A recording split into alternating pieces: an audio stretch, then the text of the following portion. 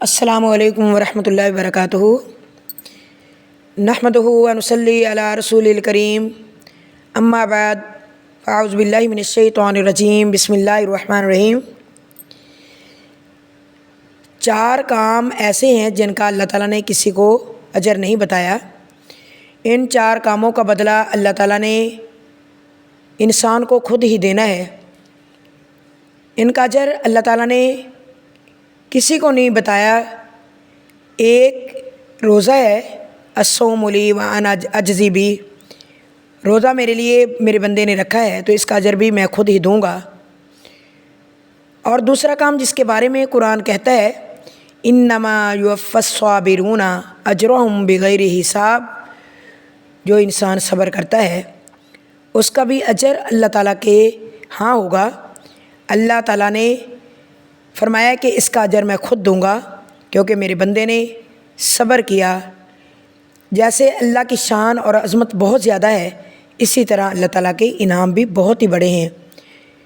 تیسرے نمبر پہ، جب انسان سچا ہونے کے باوجود کسی کو معاف کر دیتا ہے، معاف کرنے کے ساتھ ساتھ اپنی اصلاح بھی کر لیتا ہے، ایسے انسان کو اللہ تعالیٰ اتنا اجر دیتے ہیں اس کا حساب ہی نہیں ہے۔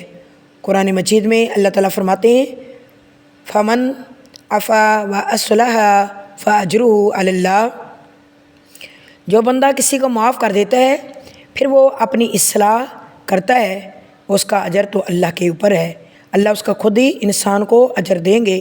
یہ کتنی بڑی بات ہے کہ اللہ رب العزت خود انسان کو اجر دیں گے۔ چوتھا عمل جس کا اجر بھی بے حساب ہے، وہ کون سا؟ جس نے لوگوں کی باتیں، تانے، لوگوں کی مار، گالی گلوچ برداشت کی، اور جس نے صبر اور شکر کر کے خاموشی اختیار کر لی، اپنے رب پر اس نے توکل کر لیا۔ اللہ تعالیٰ کی رضا کے لیے اللہ سبحانہ و تعالیٰ اس چیز کا اجر بھی خود ہی دیں گے۔ جیسا کہ اللہ کے رسول علیہ الصلاۃ والسلام کو لوگوں نے مجنون کہا، دیوانہ کہا، پتھر مارے، نبی صلی اللہ علیہ وسلم کو اوپر اجڑیاں گرائی گئیں، نبی صلی اللہ علیہ وسلم کی بیٹیوں کو طلاق دی گئی، اللہ کے رسول صلی اللہ علیہ وسلم کی بیٹی زینب کے پیٹ میں خنجر مارا گیا، بچے کو ساقط کر دیا گیا، اللہ کے رسول صلی اللہ علیہ وسلم نے پھر بھی صبر کیا، اور اللہ پاک نے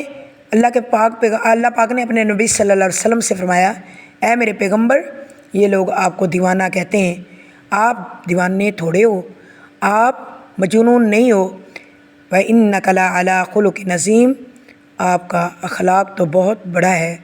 اسی طریقے سے اس کا اجر کون دے گا؟ اللہ سبحانہ و تعالیٰ دیں گے۔ اللہ رب العزت سے دعا کرتے ہیں کہ اللہ رب العالمین ہم کو خاموشی اختیار کرنے کی توفیق دے، اچھا اخلاق دے اور صبر کرنے والا بنائے، اور اللہ تعالیٰ اس کا اجر ہمیں خود ہی عطا کریں گے انشاءاللہ۔ آمین ثم آمین۔